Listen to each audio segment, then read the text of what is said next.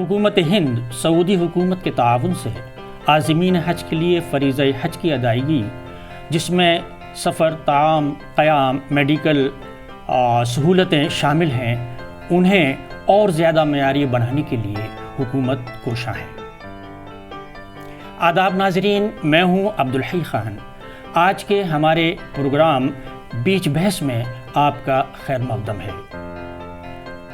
ہمارا آج کا موضوع ہے ہندوستانی عازمین حج کے لیے سہولتیں مزید معیاری بنانے کی حکومت کی کوشش۔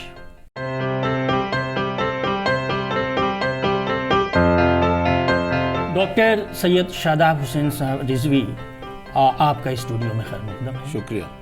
اور سب سے پہلے میں آپ سے یہی جاننا چاہوں گا کہ گزشتہ برسوں کے دوران حکومت نے بہت سی تبدیلیاں کی ہیں حج کے سفر میں، اور حاجیوں کے لیے جو سہولتیں، جو پریشانیاں سامنے آیا کرتی تھیں، اس میں سبسڈی کا مسئلہ بہت اہم رہا۔ میں آپ سے یہ معلوم کرنا چاہتا ہوں کہ سبسڈی ختم ہونے کے بعد اس کے اثرات سفر حج پر کیا مرتب ہوئے، وہ ہمیں بتانے کی کوشش کریں پلیز۔ بسم اللہ الرحمن الرحیم۔ حضرت، بہت زیادہ فرق اگر ہم دیکھیں تو ہر حج کے سفر میں کچھ نہ کچھ نئی تبدیلی آ رہی ہے۔ سبسڈی ختم ہونے کے بعد اور سبسڈی ختم ہونے سے پہلے زمانہ بدل گیا، معاملات بدل گئے، اور اس کے ساتھ ساتھ حکومتوں کی طرف سے جو کاوشیں اور کوششیں ہوتی ہیں، چاہے وہ مملکت سعودی عربیہ ہو یا مملکت ہندوستان ہو، اپنا ہند، انہوں نے بہت ساری کوششیں کی ہیں اور حج کو بہتر اور آسان بنانے کے لیے بہت سی کوششیں کی ہیں، چاہے وہ آن لائن حج کا فارم بھرنے سے لے کے تمام معاملات کو آن لائن کرنا ہو، یا پھر سعودی حکومت میں جا کر وہاں سے ان سے کوشش کر کے کوٹے کا بڑھوانا ہو، اور وہاں پر بلڈنگ کا انتظامات کو اچھا کرنا ہو، میڈیکل سویدھا کو اچھا کرنا ہو۔ اس کے علاوہ ایئر لائنس سے اور ایئرپورٹ سے تعاون سے بہت سارا سفر میں آسانی کرنے کی کوشش حکومت کر رہی ہے، اور ابھی بھی کر رہی ہے۔ جیسے ابھی نیا انہوں نے حج سویدھا ایپ بھی لانچ کیا، جو حاجیوں کے لیے بہت فائدہ مند ہے، مگر ابھی وہ چونکہ ڈیولپنگ ہے تو انشاءاللہ بہت آگے کام دے گا۔ تو بہت سارے فرق آئے ہیں۔ یہ بڑا طویل آپ نے ایک سوال کیا ہے، اس کا جواب بھی طویل ہی ہوگا انشاءاللہ۔ اگر اس میں ہم گفتگو کریں گے کہ اگر ایک ایک چیز کو گنائیں تو بہت ساری چیزیں ہیں جو بدل گئی ہیں۔ چاہے یہاں سے خادم الحجاج کا وہاں پر بھیجنا ہو، ان پر نگرانی رکھنی ہو، چاہے دوسرے افسران جو یہاں سے وہاں حج کے اموری انتظام کے لیے جاتے ہیں، جو 3 مہینے کے لیے جاتے ہیں، چاہے وہ میڈیکل افسران ہوں یا ایڈمنسٹریٹو آفیسرز ہوں، ان کا جانا، ان کا سلیکشن کرنا اور ان کو پھر وہاں پر بھیجنا تاکہ وہ حاجیوں کی خدمت کر سکیں، اس میں بہت سارے چینجز آئے ہیں، اور یقینی بات یہ ہے کہ وہ چینجز اور بہتر ہو رہے ہیں۔ انشاءاللہ امید یہ ہے کہ اور بہتر ہوں گے، چونکہ اب جیسے جیسے موبائل، انٹرنیٹ، آن لائن کا سسٹم بڑھ رہا ہے، تو ویسے ویسے گورنمنٹ بھی ہماری کوشش کر رہی ہے کہ حاجیوں کو فزیکلی اپیرنس کی جگہ آن لائن موڈ پر لایا جائے، تاکہ وہ آن لائن بنا کسی دلال کے، بنا کسی ایجنٹ کے بیچ میں ڈالے ہوئے خود اپنا کام کر سکیں، اور اس کو یوزر فرینڈلی بنانے کی بھی کوشش کی جا رہی ہے، چاہے وہ سافٹ ویئر ہو یا ویب سائٹ ہو یا ایپ ہو۔ اس سے پہلے بھی ہماری ایپ تھی حج کمیٹی آف انڈیا کی ایپ، SCOI ایپ یا CGI ایپ۔ تو ان تمام چیزوں پہ جو لوگ یوز کر پا رہے ہیں ان کو بہت آسانی ہے۔ مزید یہ ہے کہ لوگ کوشش کریں کہ وہ انٹرنیٹ فرینڈلی ہوں، آن لائن یوز کرنا سیکھیں۔ ہمارے زیادہ تر حاجی چونکہ ضعیف ہوتے ہیں، وہ یہاں سے جاتے ہیں اور انہیں اسمارٹ فون، اینڈرائڈ وغیرہ یوز کرنا نہیں آتا، تو اس میں کئی بار تھوڑی سی ان کو دقت آتی ہے۔ تو اس کے لیے کوشش کرتے ہیں، ٹرینرز کا انتخاب ہوتا ہے، ٹرینرز ان کو ٹریننگ دیتے ہیں، مگر ان کو خود بھی کوشش کرنی ہے کہ ہر چیز گورنمنٹ ہی آپ کا نہیں کر سکتی، کچھ چیزیں آپ کو اپنے ساتھ اپنے آپ مینیج کرنی ہوتی ہیں۔ جی ڈاکٹر صاحب، ایک چھوٹی سی بات ہے یہاں پر، جیسے آپ نے ابھی بتایا کہ جو حج سویدھا ایپ ہے، ظاہر ہے اس میں بہت سی باتیں دی گئی ہوں گی، جیسے کہ خود آپ نے بھی کہا کہ یہاں کے جانے والے زیادہ تر، میں سمجھتا ہوں 60% 70% وہ ضعیف ہوتے ہیں یا عمر کی اس حد میں ہوتے ہیں جہاں پر وہ ان تمام چیزوں کو استعمال کرنا تقریباً ختم ہی سا کر دیتے ہیں یا نہیں جانتے ہیں۔ تو اس میں کچھ باتیں ابھی میڈیا میں بھی آئی تھیں پچھلے دنوں، چھوٹی چھوٹی باتیں ہیں، جیسے اپنا سامان باندھ کے لے جا رہے ہیں، وہ انہوں نے اس کو بہت رسی سے مضبوط باندھ دیا ہے، اب وہ وہاں چیکنگ ہو رہی ہے تو کھلنے میں بڑی پریشانیاں ہوتی ہیں۔ تو اس طرح کی چیزوں سے تو تربیتی کیمپوں میں یا تربیت میں قابو پایا جا سکتا ہے، لیکن کیا اس میں کچھ سمجھانے والوں کی طرف سے کمی رہ جاتی ہے؟ دیکھیے بھائی صاحب، سمجھانے والوں کی طرف سے میں سمجھتا ہوں کہ کوشش پوری ہوتی ہے، کمی نہیں ہوتی ہے، سمجھنے والوں کی بھی تھوڑی کمی ہوتی ہے۔ حج کمیٹی آف انڈیا باضابطہ ٹرینرز کو اپنے یہاں بلاتی ہے، 2 دن ان کو پورے دن ٹریننگ دیتی ہے کہ انہیں حج کے لاجسٹکس معاملات میں حاجیوں کو کیا کیا سکھانا ہے۔ اس میں چاہے وہ رسی باندھنے والا معاملہ ہو یا اسٹینڈرڈائز بیگیج کا سسٹم ہو، فلائٹ میں جانا ہو، اس سے پہلے کی پیکنگ ہو، وہاں پر آپ کو کسٹم کے رول کیا ہیں، امیگریشن کے رول کیا ہیں، مملکت سعودی عربیہ کے کیا رولز ہیں جو آپ کو فالو کرنے ہیں۔ کچھ ایسے قانون ہیں کہ وہ اتنے سخت ہیں کہ اگر آپ نے اس کی خلاف ورزی کری تو آپ کا حج بھی نہیں ہوگا، آپ کو یا تو ڈیپورٹ کر دیں گے یا جیل میں ڈال دیں گے۔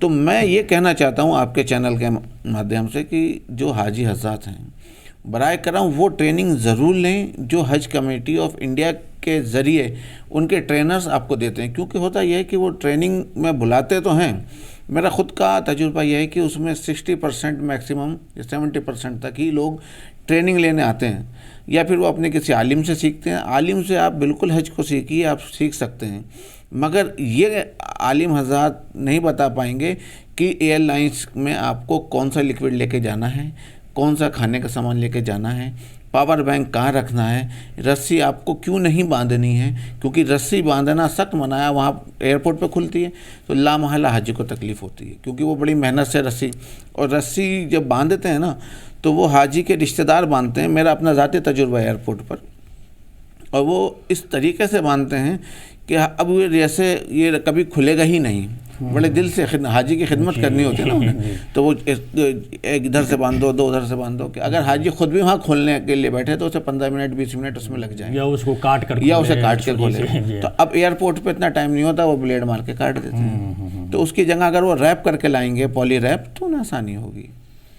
ڈاکٹر صاحب ایک اور بہت اہم سوال ہے، میری کوشش یہ ہے دراصل، اور ہمارا یہ پروگرام اس مقصد کو حل کرتا ہے کہ جو سوشل چیزیں آتی ہیں ہمارے راستے میں، اور جس کی ذمہ داری عوام کی بھی ہوتی ہے بہت حد تک اور حکومت کی بھی ہوتی ہے۔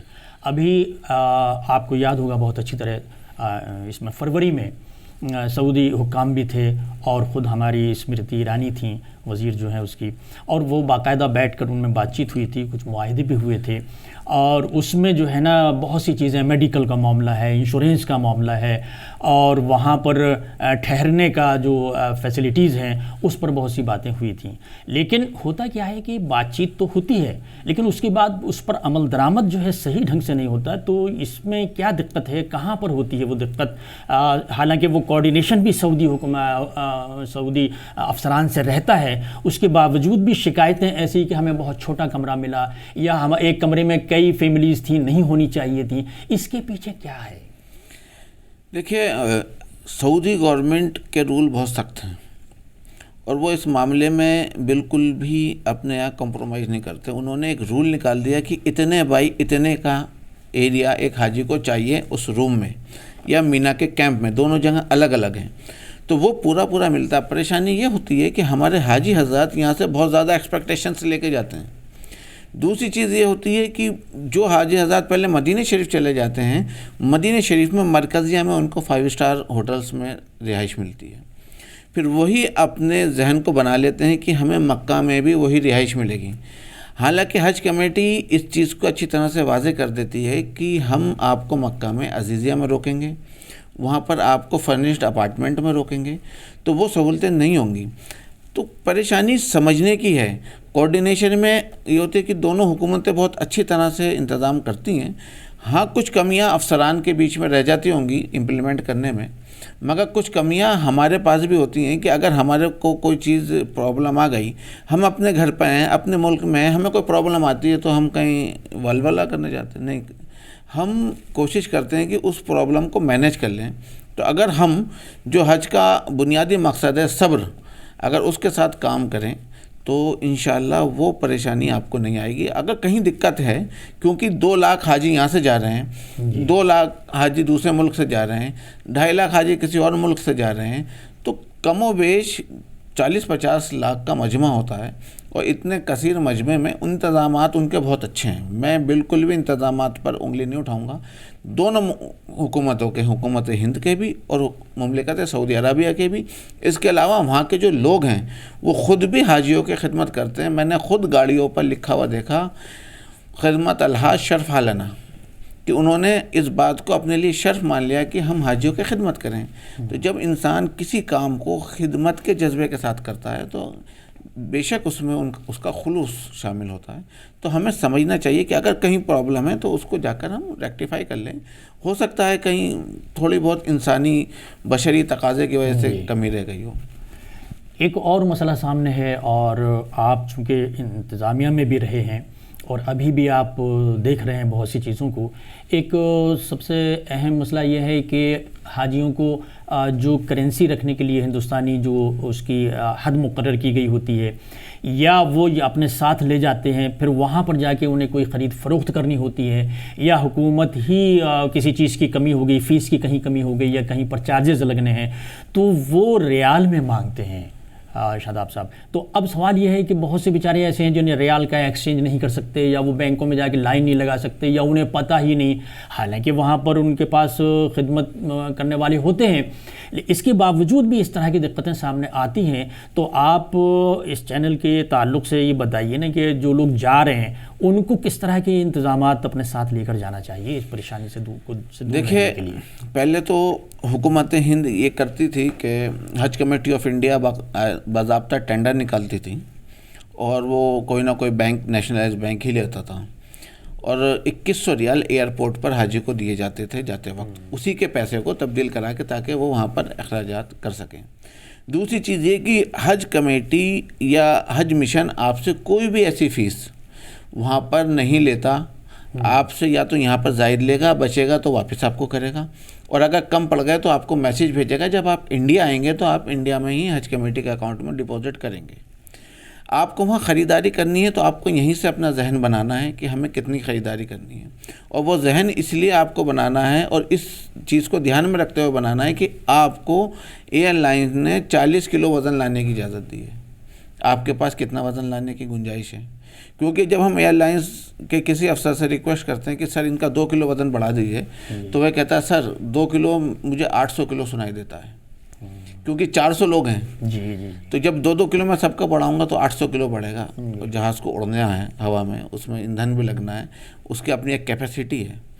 تو ہمیں یہ چیز کو دھیان میں رکھنا ہے. آپ یہاں سے اپنے ریال کنورٹ کرا کے لے کے جائیں اپنے بچوں کے ذریعے، بینک کے ذریعے. گورنمنٹ نے، اسٹیٹ بینک نے، بامبے مرکنٹائل بینک نے آپ کے لیے بہت سارے انتظام کیے. اس میں خاص انتظام یہ ہے کہ انہوں نے SBI forex exchange card launch کیا، جس میں انہوں نے حاجیوں کے لیے جتنے بھی ان کے چارجز تھے وہ ویو کر دیے کہ آپ یہاں سے ہی پیسے چینج کرا کے اس کارڈ میں ڈال لیجئے، اسے آپ وہاں جا کے ATM کی طرح یوز کر لیجئے. ہمارا مشورہ یہ ہوتا ہے کہ کچھ پیسے آپ کیش لے جائیے اور کچھ پیسے اس میں رکھ کے لے جائیے، کہ وہاں چوری ہونے کا خطرہ یا آپ کا گم ہونے کا خطرہ، گرنے کا خطرہ بھی کم ہو جائے گا. مطلب جو رقم لے جانے کی حد مقرر ہے اسی کے اندر، چونکہ وہ کسٹم کی جو حد ہے وہ یہ ہے کہ آپ کم و بیش 2 لاکھ روپے یا 2.5 لاکھ روپے تک کے ریال آپ ایک حاجی لے کے جا سکتا ہے. تو میں سمجھتا ہوں یہ انف ہے. آپ وہاں پہ حج کرنے جا رہے ہیں، بہت زیادہ خریداری یا بزنس کے لیے نہیں جا رہے ہیں. تو ہمیں کوشش یہ کرنی چاہیے کہ ہم عبادت کے سفر پہ جا رہے ہیں، خریداری ضرور کریں، کیونکہ وہاں خریداری آپ اس نیت سے کرتے ہیں کہ وہاں کے لوگوں کو فائدہ پہنچے، رسول اللہ کے شہر کے لوگوں کو فائدہ پہنچے، تو اچھی بات ہے. مگر آپ کو اس چیز کا بھی خیال رکھنا کہ ہماری عبادت میں کوئی کمی نہ آ جائے اس خریداری کے لیے، اور بعد میں وہ سامان ہمارے لیے بوجھ نہ بن جائے کہ ہم اس کو لے کے کیسے آئیں انڈیا.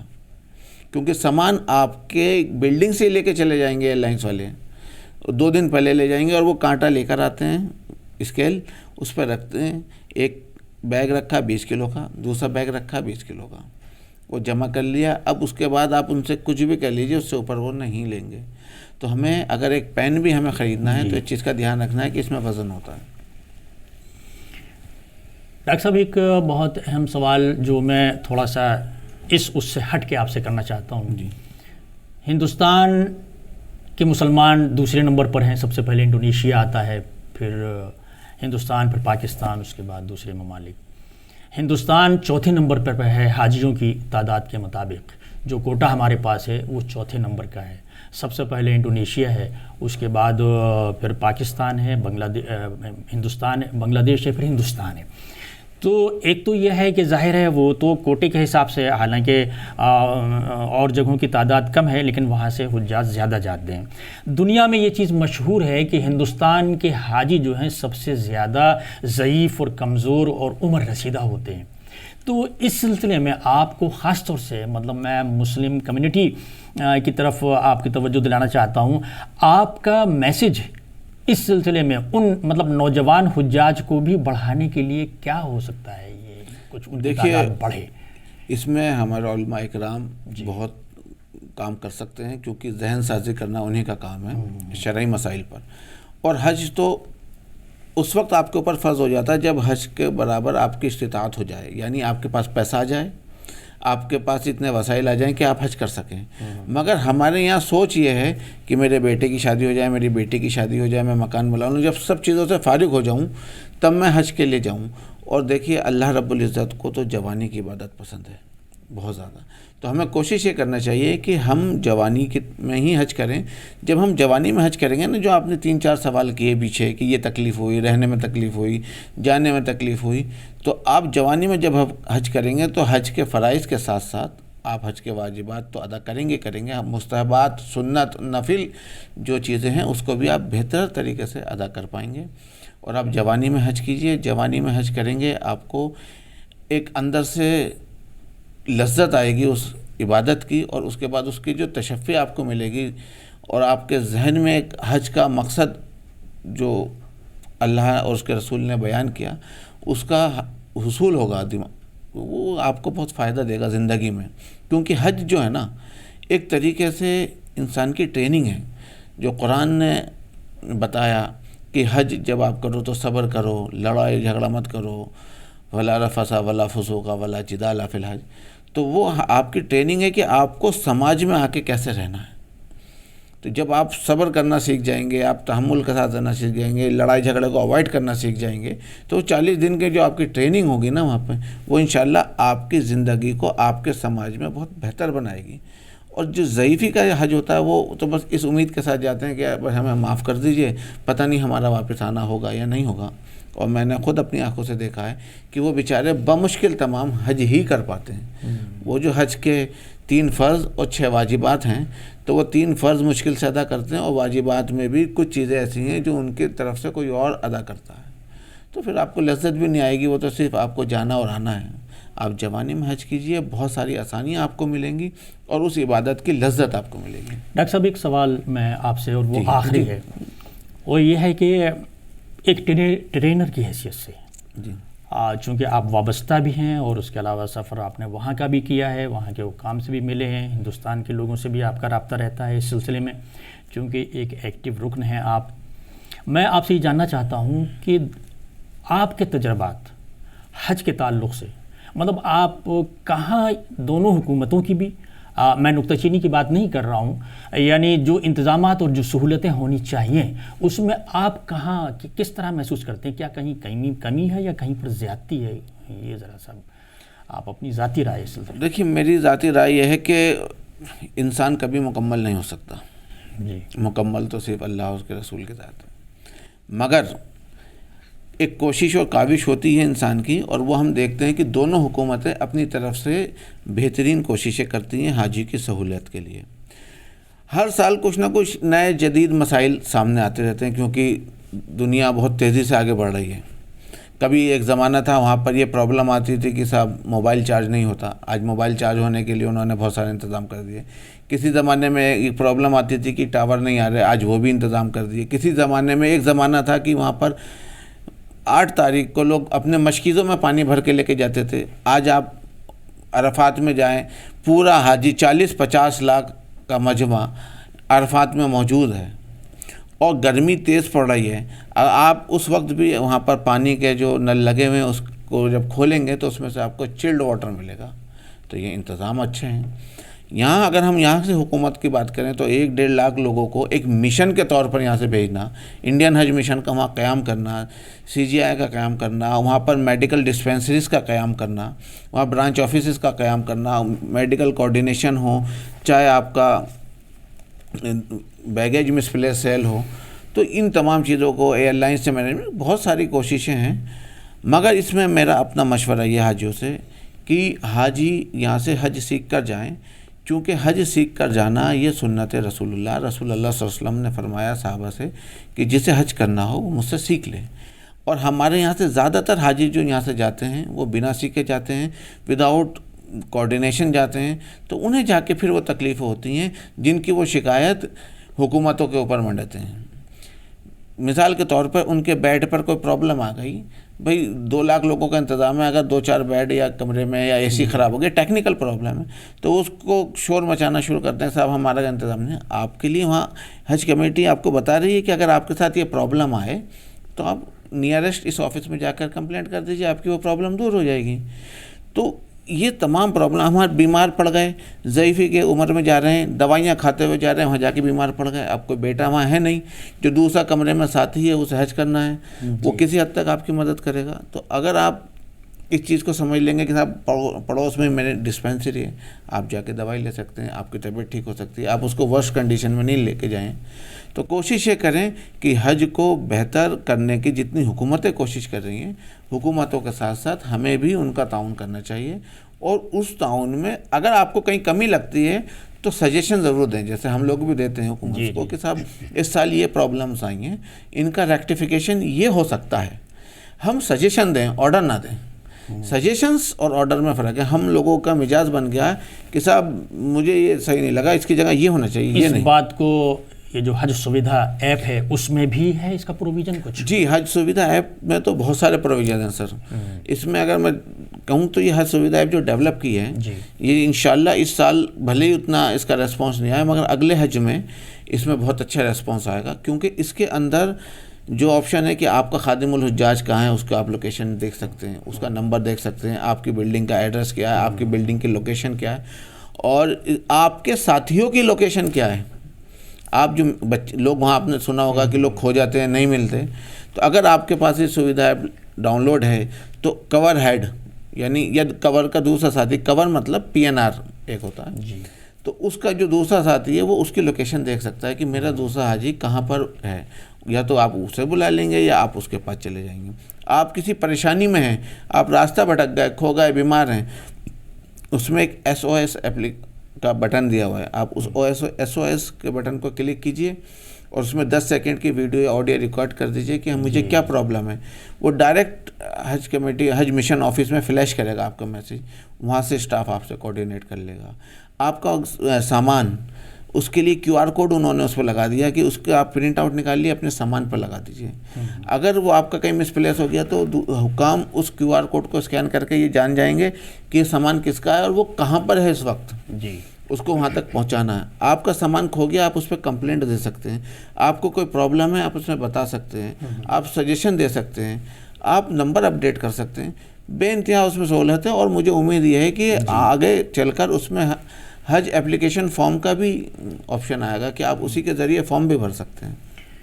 ڈاکٹر سید شاداب حسین رضوی صاحب، آپ کا ہمارے پروگرام میں شرکت کرنے کے لیے اور بہت ہی اہم باتیں بتانے کے لیے بہت بہت شکریہ. شکریہ. ناظرین، یہ تھے ڈاکٹر صاحب جو ہمیں حج کے بارے میں، حج کے مسائل کے بارے میں، اور دونوں حکومتوں نے یعنی ہندوستان اور سعودی عرب حکومت نے جو انتظامات کیے ہیں حاجیوں کی سہولت کے لیے، آسانی کے لیے، ان کے بارے میں بتا رہے تھے. تو ناظرین، یہ تھا ہمارا آج کا پروگرام بیچ بحث میں. اگلے ہفتے ہم پھر اسی طرح کے اہم موضوع پر آپ سے بات کریں گے. شکریہ.